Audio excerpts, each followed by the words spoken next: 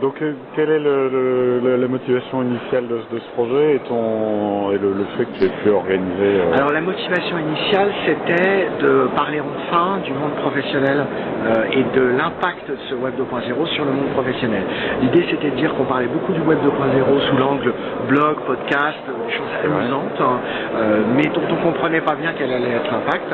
Et à mon âge, on s'intéresse un peu moins en cours d'école et un peu plus aux entreprises.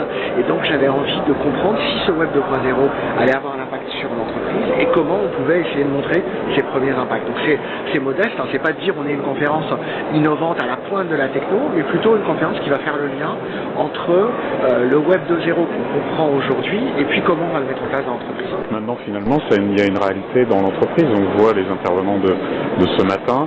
On commence à trouver... D'ailleurs, comme M. Jourdain qui faisait de la prose sans le savoir, je pense qu'il y a des tas de gens qui ont mis en place des applications 2.0 sans forcément se dire qu'ils avaient franchi une révolution technologique. Oui, tout à fait. Le ministère des Affaires étrangères, avec son application Ajax, qui était là pour réduire les transmissions entre des ambassades dans des pays éloignés où la transmission n'est pas bonne avec la maison mère, je trouve que c'est un bon exemple on répond à un besoin business et pas forcément à quelque chose simplement de nouveau et d'innovant.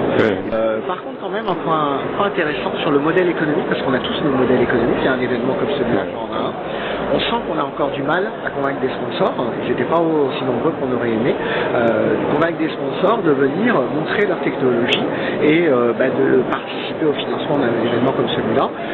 Le Web 2.0, il est tout gratuit, sauf la location de la salle, les cafés, les croissants, etc. Et ça, c'est pas passé au mode 2.0, et donc il faut qu'on arrive à trouver des équilibres. Et là, on sent que par rapport à d'autres métiers plus traditionnels dans le professionnel, là, on a encore des progrès à faire. Bon, mais enfin, bravo, parce que malgré tout, la conférence est gratuite, ce qui est on y tenait absolument parce qu'il faut que ce soit un lieu d'échange, de débat, de réflexion, et l'argent ne doit pas être une barrière pour pouvoir accéder à ce débat-là. Donc je pense que ça doit rester gratuit, le contenu, le savoir doit rester gratuit, l'échange doit rester gratuit, mais il faut trouver des sponsors pour financer les à côté. Très bien, bon c'est un appel qui recevront, j'espère. Merci. Pour l'édition 2007. Merci.